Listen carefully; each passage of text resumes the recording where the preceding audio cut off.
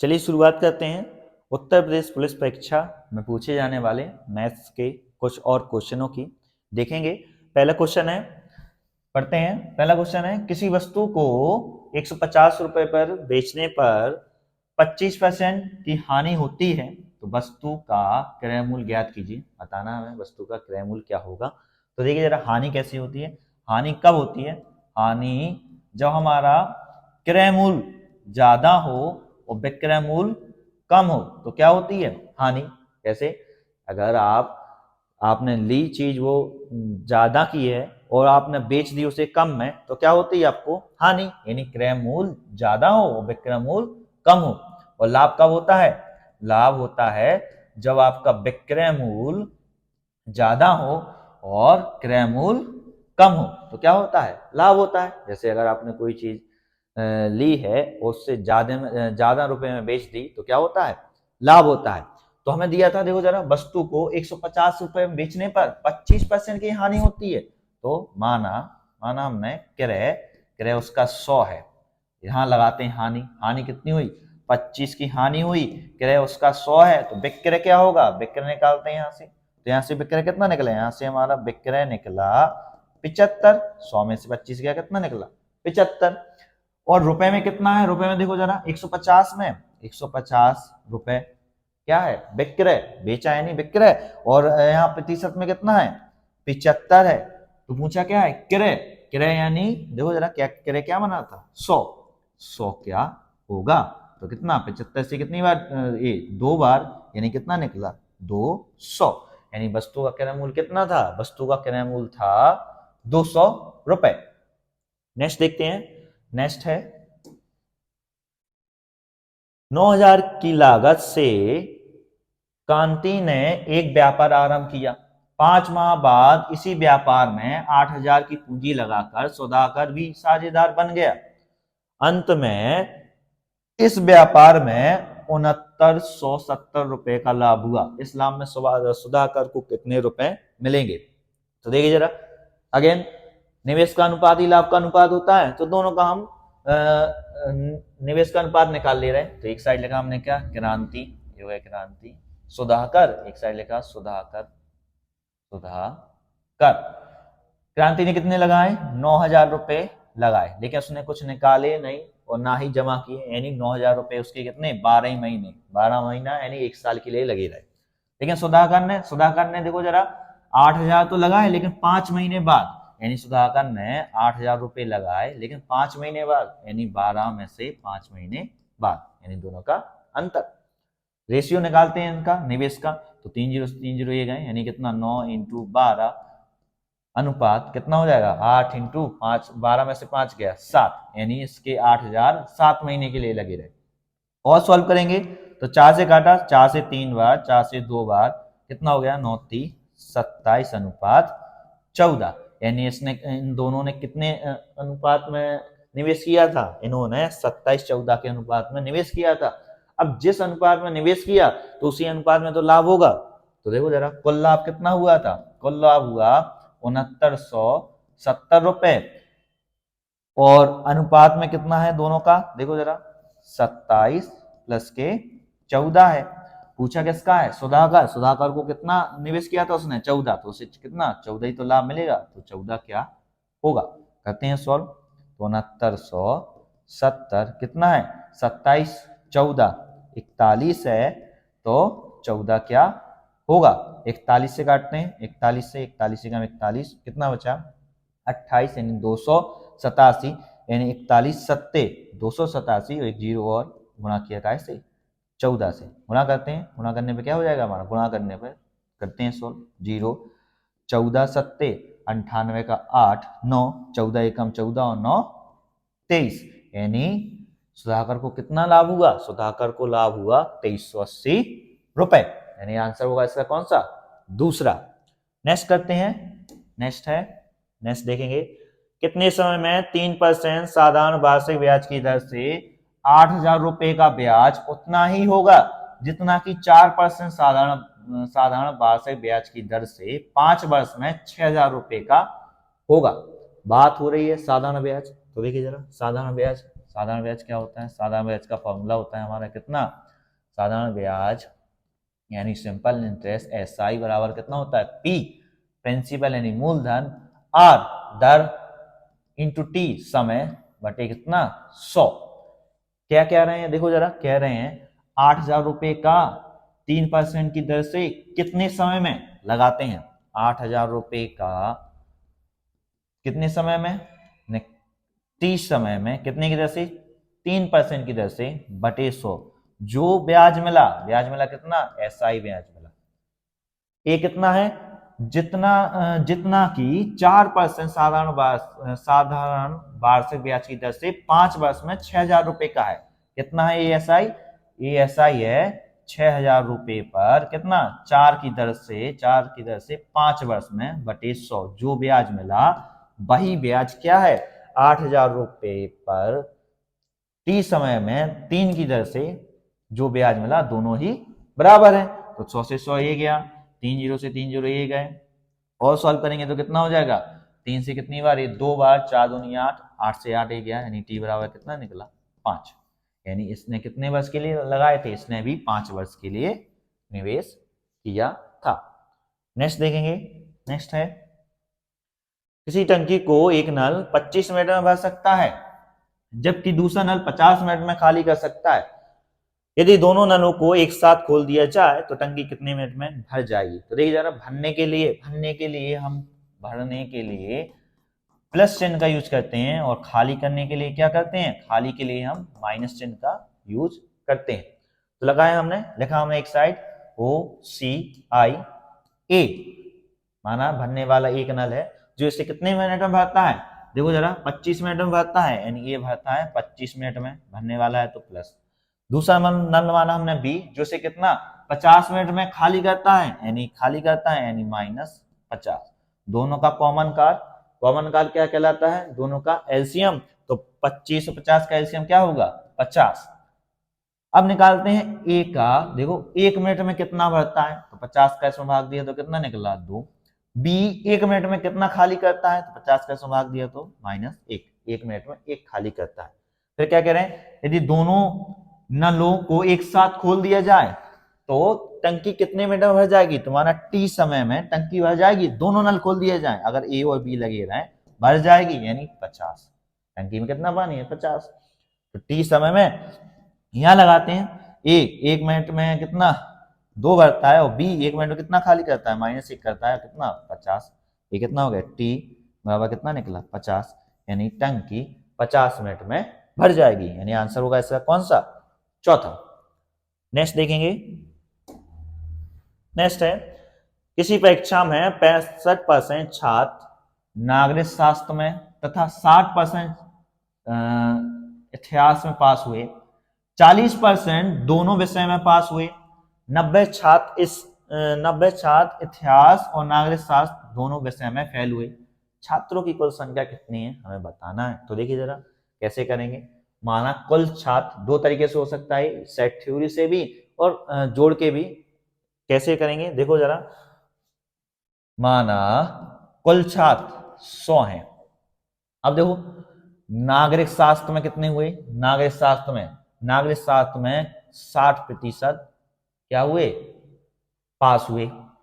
इतिहास में कितने हुए? इतिहास में देखो जरा, नागरिक शास्त्र में हुए 65 और इतिहास में कितने हुए? नागरिक शास्त्र में 65, इतिहास में हुए 60। इतिहास में हुए, नागरिक शास्त्र के पहले 65 लिख लेते हैं। देखो ये हो गए 65 और इतिहास के कितने? 60। दोनों में कितने हुए? दोनों को जोड़ा 5 तो कितने होगा हमारे? 125। अब अगर हमारे 100 विद्यार्थी थे और पास होने वाले 125 हैं, तो ये कैसे हुआ? यानी इसमें कुछ ऐसे छात्र हैं जो दोनों विषय में पास या फेल हुए।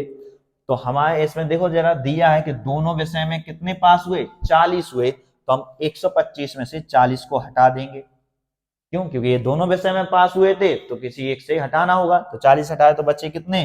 85। हाँ, अब देखो जरा, 100 में से 85 बच्चे क्या हुए? पास हुए। तो फेल कितने हुए होंगे? फेल कितने हुए?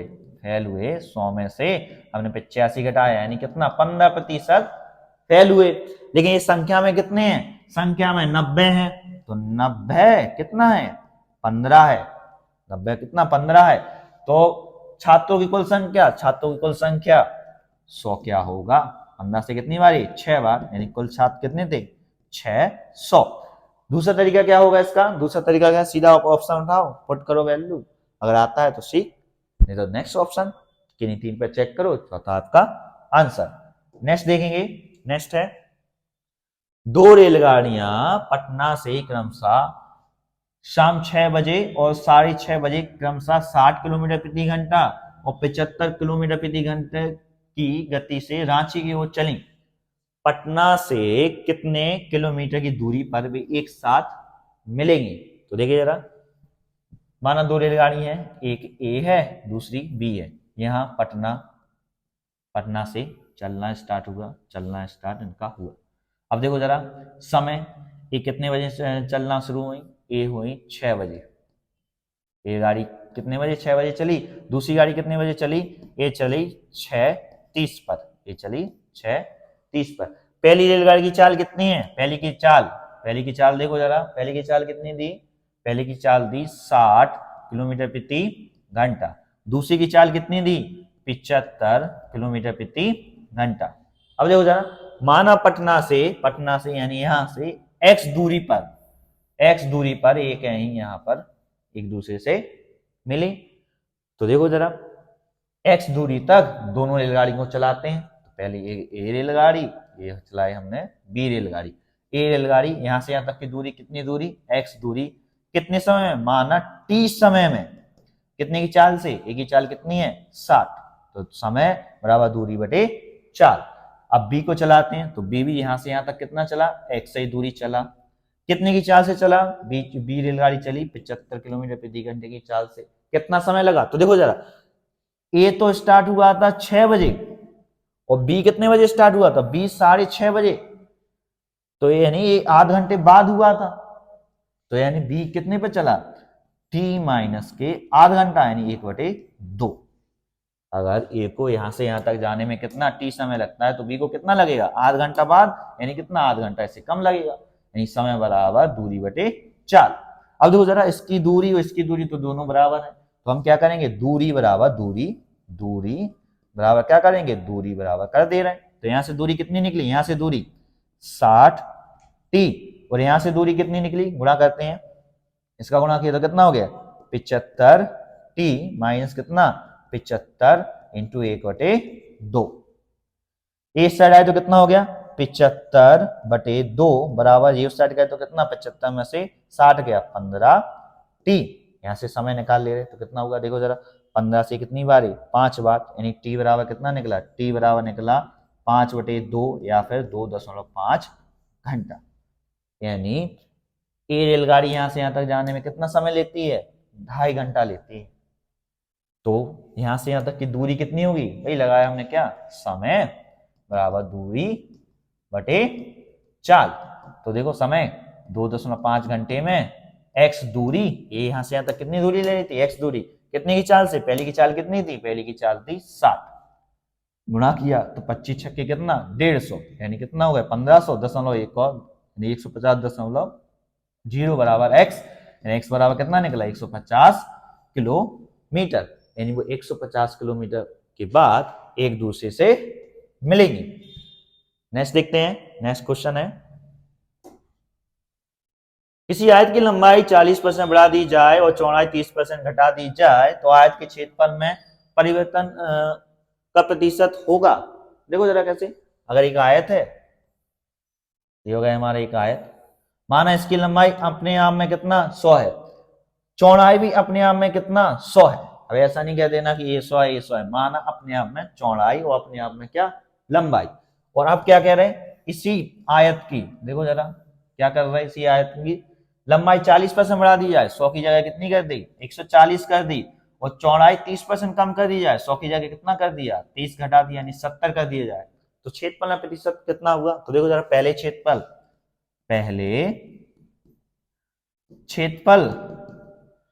अब का क्षेत्रफल, दोनों का क्षेत्रफल देखते हैं। पहले का क्षेत्रफल कितना, लंबाई 100 चौड़ाई 100, अब का क्षेत्रफल लंबाई 140 चौड़ाई 70, दोनों का निकालते हैं तो एक जीरो से एक जीरो, एक जीरो से एक जीरो, एक गया, यानी कितना हो गया 100।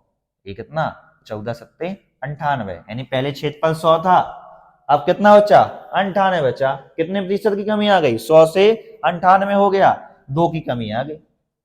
डायरेक्ट कर सकते, या फिर आप क्या करेंगे इफेक्ट वाला फॉर्मूला लगाएं। इफेक्ट वाला फॉर्मूला क्या होता है, जिसे हम प्रतिशत प्रभाव भी कहते हैं। इफेक्ट वाला फॉर्मूला कितना बड़ा था 40 बड़ा, कितना कम हुआ -30 कम हुआ, प्लस माइनस माइनस 40 इंटू 30 बटे 100। इसको सॉल्व किया तो क्या निकला -2 प्रतिशत, यानी कितना होगा 2 की कमी। नेक्स्ट देखते हैं। नेक्स्ट है एक थैली में 25 पैसे, 10 पैसे, 5 पैसे के सिक्के 1, 2, 3 के अनुपात में है। अगर कुल मान 30 रुपए हो तो 5 पैसों के सिक्कों की संख्या कितनी है। देखिए जरा कैसे दिए, रुपए कैसे किस रूप में दिए, रुपए दिए हमें 25 पैसे दिए, 25 पैसे दिए, और कितना दिए 10 पैसे दिए, और दिया कितना में 5 पैसे दिए। सिक्के किस अनुपात में, सिक्के देखो जरा, सिक्के किस अनुपात में, सिक्के हैं 1:2:3। तो पहले हमने अनुपात हटाया तो एक 4 आया, यानी सिक्के के कैसे निकले x, और ये कितना 2x, ये कितने निकले 3x। और कुल रुपए कितने हैं हमारे पास, कुल मान का सबका कितना है 30 रुपए है, तो हम रुपए बराबर रुपए करेंगे। तो देखो जरा कैसे, x सिक्के कौन से रुपए के हैं 25 पैसे के हैं, 25 पैसे, पैसा था तो 100 का भाग दिया तो क्या हो गया रुपए। क्यों, क्योंकि एक रुपए बराबर कितना होता है 100 पैसे। एक रुपए बराबर 100 पैसे होता है, तो 25 पैसे थे तो 100 का भाग दिया तो क्या हो गया रुपए, यानी x सिक्के हैं 25 पैसे के, तो ये क्या हो गया रुपए में बदल गए। अब देखो जरा 2x किस रूप में है 10 पैसे में, तो 10 पैसे, तो 100 का भाग दिया तो क्या हो गए, ये भी रुपए हो गए। इसमें 3x सिक्के किस रूप में है 5 पैसे में, 5 पैसे, 100 का भाग दिया तो क्या हो गया, ये भी रुपए हो गए। रुपए प्लस रुपए प्लस रुपए, कुल रुपए कितना है 30 रुपए, दोनों बराबर हो गए, रुपए बराबर रुपए। x का मान निकालते हैं तो देखो जरा 25x, 20x, 45, 45 15 60x बटे कितना 100 बराबर कितना निकला 30। 30 से कितनी बार, ये 2 बार, यानी x बराबर कितना निकला 2 से कितनी बार 50। x का मान कितना निकला 50। पूछा क्या है, पूछा देखो जाए 5 पैसों के सिक्कों की संख्या कितनी है, तो 5 पैसे वाले सिक्के कितने थे 3x यानी कितना हो गया 3 इंटू 50 150, यानी 5 पैसे वाले सिक्कों की संख्या कितनी है 150, यानी क्वेश्चन का आंसर हुआ हमारा तीसरा। नेक्स्ट देखते हैं, एक समांतर चतुर्भुज का एक पार्श्व 14 सेंटीमीटर है, विपरीत पार्श्व से उनकी दूरी 16 सेंटीमीटर है। समांतर चतुर्भुज का क्षेत्रफल क्या होगा। तो देखिए समांतर चतुर्भुज क्या कहलाता है, जिसकी आमने सामने की दोनों भुजाएं एक दूसरे क्या हो समांतर, यानी इसमें अगर ये इसके समांतर है तो ये समांतर, और ये इसके समांतर, तो ये क्या हो गया समांतर चतुर्भुज। क्या कह रहे हैं देखो जरा, कह रहे हैं एक पार्श्व यानी एक साइड, पार्श्व यानी साइड, एक साइड 14 है, ये 14 है तो ये भी 14। और क्या कह रहे हैं विपरीत पार्श्व से इनकी दूरी, यानी इससे और इसकी दूरी कितनी है 16 है, यानी यहां से यहां तक की दूरी देखो जरा, यहां से यहां तक की दूरी कितनी है, यहां से यहां तक की दूरी 16 है। तो पूछ रहे हैं तो समांतर चतुर्भुज का क्षेत्रफल कितना होगा, तो इसका क्षेत्रफल कितना होगा। तो देखो जरा इस कोने से हमने एक विकर्ण खींचा, तो देखो एक हमारा क्या हो गया एक त्रिभुज बन गया। और त्रिभुज का क्षेत्रफल कितना होता है, त्रिभुज का क्षेत्रफल होता है हमारा कितना 1/2 आधार इंटू ऊंचाई, यही होता है। तो 1/2 आधार कितना है 14 है, ऊंचाई कितनी है, ऊंचाई है 16। अब इतने से का तो क्षेत्रफल आ गया। अब देखो जरा यहां से यहां तक की भी दूरी तो वही 16 है, तो एक त्रिभुज इधर बना, एक त्रिभुज हमारा इधर बना, यानी 2 त्रिभुज है। तो एक त्रिभुज का क्षेत्रफल तो हमारे पास ए है, तो 2 का कितना होगा, 2 के लिए 2 का गुणा कर दिया हमने, 1/2 इंटू कितना 14 इंटू 16। तो यहाँ से ऐसे कटा, गुणा कितना हो गया, गुणा करते हैं 16 चौके 64 का 4, और 16 का 16 और 4 नहीं 16 और 6 22, यानी कितना निकला 224 वर्ग सेंटीमीटर। या फिर सीधा आपको याद रखना है, समांतर चतुर्भुज का फॉर्मूला क्या होता है, एक पास या फिर ऊंचाई, जो भुजाएं दी हैं उनका गुणनफल। नेक्स्ट देखेंगे, नेक्स्ट है इस संख्या को 119 से भाग देने पर 19 शेष बचता है, इस संख्या को 17 से भाग देने पर शेषफल क्या होगा। तो देखिए जरा, कोई भी संख्या है, अगर x संख्या है जिसे हम क्या 119 से भाग दें तो जो शेष बचता है, सो शेष कितना बचा, 19 बचा। तो अब अगर इसमें शेष बचता है तो इस संख्या को, यानी फिर से अगर हम इसी संख्या को 17 से भाग दें तो शेषफल क्या होगा। तो हमें क्या करना होता है कि जो शेषफल बचता है उसी में भाग देते चलते हैं। तो अभी शेषफल कितना बचा, 19, तो अगर हम इसमें कितना 17 से और भाग दे देंगे तो शेषफल कितना बचेगा, 2। 17 एकम 17, यानी क्वेश्चन का आंसर क्या होगा हमारा, दूसरा। नेक्स्ट देखेंगे, नेक्स्ट है P तथा Q द्वारा कार्य 12 दिनों में पूरा कर लिया जाता है और QR द्वारा 15 दिनों में एवं R और P द्वारा 20 दिनों में, तदनुसार अकेला P उसे कितने दिनों में पूरा कर सकता है। तो लगाया हमने कितना, OCI, ये लिखा हमने।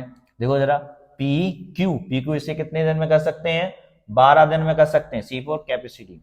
और फिर इसके बाद QR इसे कितने दिन में कर सकते हैं, QR उसे 15 दिन में कर सकते हैं। और PR उसे कितने दिन में कर सकते हैं, PR उसे कर सकते हैं, देखो जरा, 20 दिन में कर सकते हैं। तीनों का कॉमन कार लिया, कॉमन कार क्या कहलाता है, कॉमन कार कहलाता है एलसीएम। तो इन सबका एलसीएम कितना आया, 15, 12 और 20 का एलसीएम 60, यानी कार कितना हो गया, 60। अब देखो जरा, PQ का O यानी वनडे वर्क निकालते हैं, तो इसका इसमें हम भाग दिया तो कितना निकला, 5। QR का एक दिन का कार निकालते हैं तो इसका इसमें भाग दिया तो कितना निकला, 4। PR का एक दिन का कार कितना निकला, 3। यहां से देख ले रहे हैं हम PQR उसे कितने दिन में कर सकते हैं। तो यहां हमने जोड़ा, इधर जोड़ा तो कितना, P और P, 2P 2Q और 2R बराबर, तीनों का एक दिन का कार कितना, 5 4 9 3 12, यानी PQR उसे कितने 6 दिन में कर सकते हैं। या फिर PQR का एक दिन का कार कितना है, एक दिन में 6 करते हैं। हमें तो बताना है P उसे कितने दिन में करेगा। तो अगर देखो जरा, P के लिए इसमें से अगर QR को घटा दें तो हमारा P निकल आएगा। तो PQR 6 करते हैं एक दिन में, QR कितना करता है, QR करते हैं उसे 4 करते हैं। तो P अकेला तो घटाया हमने, तो QR से QR गया, यानी P बराबर कितना निकलेगा, इधर घटाया तो कितना, 2, यानी P करता है उसे कितना, 2 हिस्सा या 2 दिन में कर सकता है। तो अब लगाते हैं, P कितने समय में, T समय में, इतने टाइम में उस कार को करेगा, यानी 60 को करेगा। P एक दिन में कितना कार करता है, 2 कार करता है। तो 2 इंटू T बराबर कितना, 7, T बराबर कितना निकला, इससे कितना, 30, यानी उसे P कितने समय में कर लेगा, 30 दिन में पूरा कर लेगा। नेक्स्ट देखते हैं, नेक्स्ट है ए बी की तुलना में 3 गुना सक्षम कारीगर है, इसलिए भाई एक कार बी की तुलना में उससे 60 दिन कम में पूरा कर लेता है, तदनुसार दोनों मिलकर वह कार कितने दिन में कर सकते हैं। तो देखो जरा क्या कह रहे हैं, हमारा होता है क्षमता बराबर क्या होता है, 1/1 बटे समय, यानी कैपेसिटी इक्वल्स टू 1/टाइम, एक दूसरे के विपरीत होते हैं। तो देखो जरा, ए बी की तुलना में ये हो गया ए बी, यहां लगाया हमने क्या, क्षमता लिखा, पहले तो हम क्षमता निकालते हैं। किसकी क्षमता क्या है, ए बी की तुलना में 3 गुना। तो अगर बी की क्षमता x है तो ए की क्षमता कितनी है, 3x। तो ये इनकी क्षमता हो गई। तो समय कितना लगेगा इनको, समय एक दूसरे के विपरीत होते हैं। देखो जरा फॉर्मूले से, तो यहां से इसको लगा, ए को लगा समय x, बी को समय कितना लगा, 3x। अब क्या कह रहे हैं, इसलिए वह एक कार बी की तुलना में 60 दिन कम में कर लेता है। तो यहां से समय का अंतर कितना है, यहां से अंतर है 2x, और दिनों में कितने के बराबर है, 60 के बराबर है। तो x का मान कितना निकला, इससे कितनी बार है, 30 बार, यानी ए को कितना लगता है समय, x लगता है, और x का मान कितना है, 30 है। बी को कितना समय लगता है, 3x लगता है, और x का मान कितना है, 30।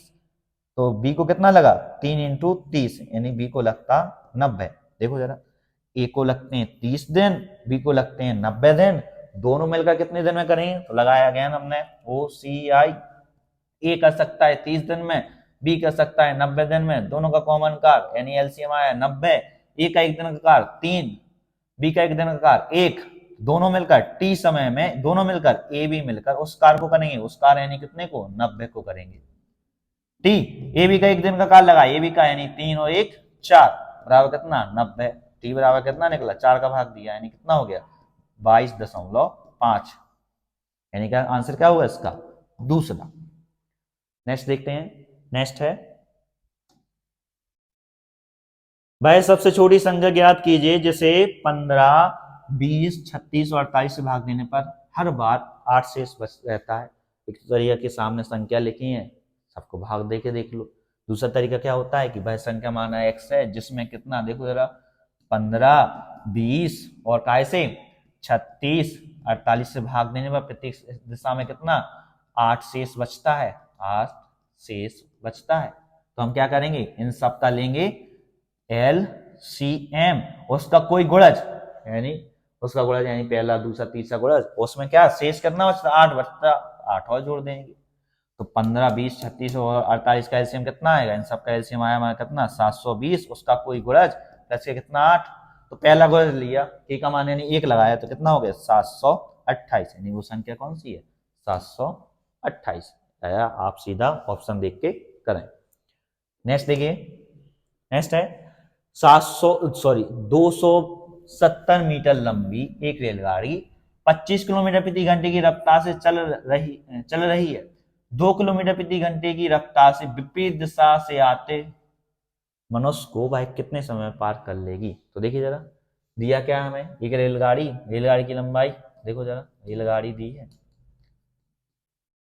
जिसकी लंबाई कितनी है, लंबाई है 270, चाल कितनी है 25 किलोमीटर प्रति घंटा, और कितने समय में एक व्यक्ति को पार कर रही है ये हमें बताना है।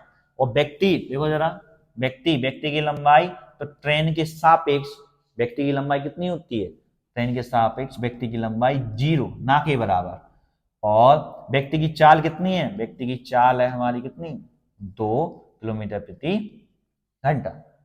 अब देखो जरा विपरीत दिशा में चल रही है, इसका मतलब क्या हुआ, तो जब रेलगाड़ी या फिर नाव धारा कॉन्सेप्ट बताते हैं, जब रेलगाड़ी की बात हो, रेल की बात हो और बोट और स्टीम यानी नाव धारा की बात हो तो समान दिशा में बोट और स्टीम यानी नाव धारा की चालें जुड़ जाती हैं और रेलगाड़ी की चालें घट जाती हैं। और अगर विपरीत दिशा की बात हो तो रेलगाड़ी में चालें जुड़ जाती हैं और नाव धारा में चालें घट जाती हैं।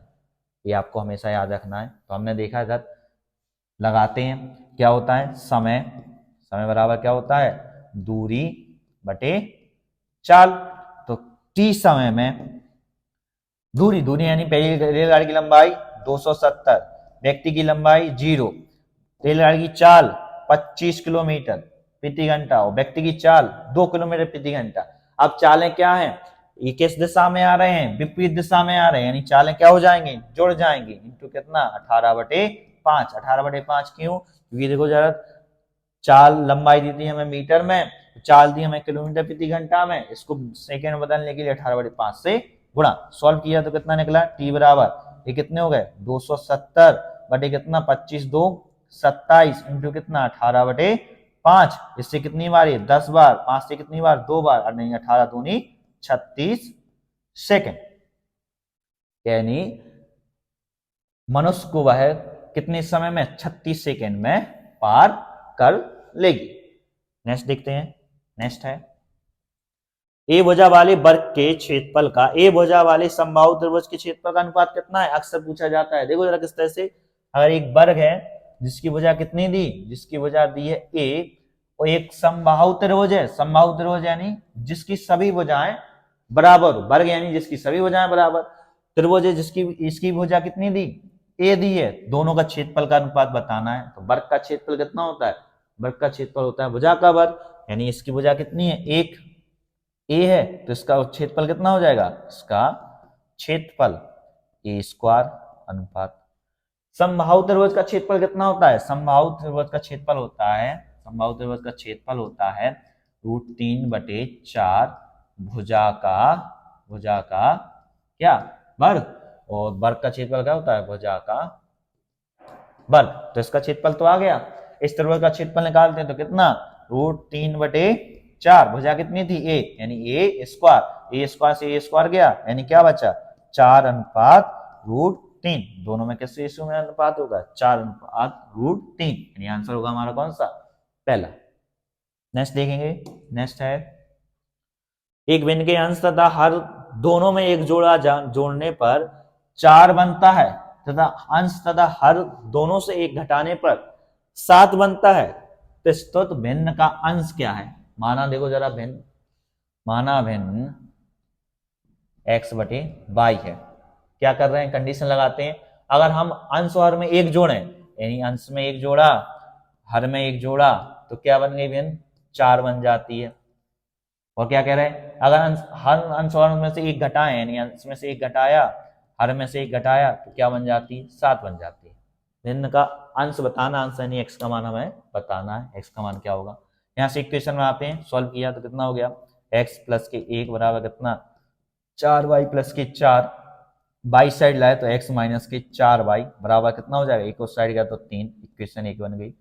इसको सॉल्व करते हैं, क्रॉस मल्टीप्लिकेशन किया तो कितना हो गया x माइनस के 1 बराबर कितना 7 बाई माइनस के 7, बाई साइड लाए तो x माइनस के 7y, एक को साइड गया तो कितना माइनस के 6, इक्वेशन 2 बन गई। अब इस इक्वेशन और इस इक्वेशन को सॉल्व करके x का मान निकालना है। देखो जरा कैसे होगा, x माइनस 4y बराबर 3, दूसरी है x माइनस 7y बराबर माइनस के 6। सॉल्व करना है, x का मान चाहिए। x का मान क्यों, क्योंकि उसने भिन्न का अंश पूछा है, तो इसमें गुणा करेंगे हम काय से, इसमें गुणा किया हमने, इसमें गुणा किया 7 से और इसमें गुणा किया काय से हमने 4 से, तो क्या कर रहे हैं घटा दे रहे। तो माइनस, इधर माइनस था तो ये प्लस, और इधर माइनस था तो ये प्लस, कितना हो गया 7x में से 4x गए, कितना बचा 3x बराबर 7 चौके 28, 7 चौके 28, तो 22 से 22 ये सब गए। इधर क्या बचा 7 21 और कितना 6 चौके 24, 21 24 कितना 21 24 कितना हो जाएगा, 21 24 हो जाएगा हमारा 45, यानी 3 से कितनी बारी 15 बार, यानी x का मान कितना निकला हमारा 15। पूछा क्या है प्रस्तुत भिन्न का अंश कितना है, प्रस्तुत भिन्न का अंश 15 होगा। क्यों, क्योंकि x का मान कितना है 15। नेक्स्ट देखेंगे, नेक्स्ट है एक संयुक्त परिवार में दादा दादी की औसत आयु 67 वर्ष है, माता पिता की औसत आयु कितनी है 35 वर्ष है, 3 पौत्र पुत्रियों की औसत आयु कितनी है 6 वर्ष है। परिवार के कुल सदस्यों की औसत आयु कितनी है, औसत बराबर क्या होता है, देखिए जरा औसत बराबर कितना होता है, औसत बराबर होता है योगफल बटे संख्या। तो पहले हम क्या कर रहे हैं, सबकी आयु का योग निकाल ले रहे हैं। तो पहले क्या कह रहे हैं, देखो दादा दादी यानी कितने हो गए, दादा दादी 2 लोग, उनकी औसत आयु कितनी है 67 है, ग्रुप में 67 का गुणा किया तो ये क्या निकला इनका योग आ गया। माता पिता का निकालते हैं, माता पिता की आयु का योग निकालते हैं, तो 2 लोग हो गए, उनकी औसत आयु कितनी है 35, तो ये माता पिता हो गए। पौत्र पुत्रियों का निकालते हैं, तो पौत्र पौत्र कितनी है, देखो जरा पौत्र और पौत्रियां कितनी है 3 है, और उनकी औसत आयु कितनी है 6, तो इनका योगफल निकाला, तो सबका योगफल आया, सबका योग कितना निकला, सबको जोड़ दे रहा है, सबका योग निकला, ये निकला हमारा कितना 67 दूनी 100, 7 दूनी 14 कितना 134, और कितना 35 दूनी 70 प्लस कितना 18, ये सबका योग आ गया। पूछा तो इन्हें औसत है, तो औसत के लिए क्या करते, देखो औसत के लिए क्या संख्या से भाग देते, कितने हैं, तो दादा दादी 2, माता पिता 2 और 3 पौत्र पौत्रियां 3, तो कितने हो गए 2 2 4 3 7, 7 से इसमें भाग दिया तो क्या निकला इनका औसत। और सॉल्व करेंगे तो जोड़ा कितना हो गया 4 8 2, एक इसमें दिया तो कितना हो गया 7 3 10 11 और 12 की फिर 2, फिर 12 की 2 में भाग दिया कैसे 7 से, तो 7 3 21 फिर 7 एकम 7, यानी कितना निकला 31 सही 5/7 वर्ष, यानी इस क्वेश्चन का आंसर क्या होगा, इस क्वेश्चन का आंसर होगा हमारा कौन सा दूसरा। तो ये था हमारा आज का लास्ट क्वेश्चन। मिलते हैं नेक्स्ट वीडियो में, कमेंट कीजिएगा। Okay, thank you.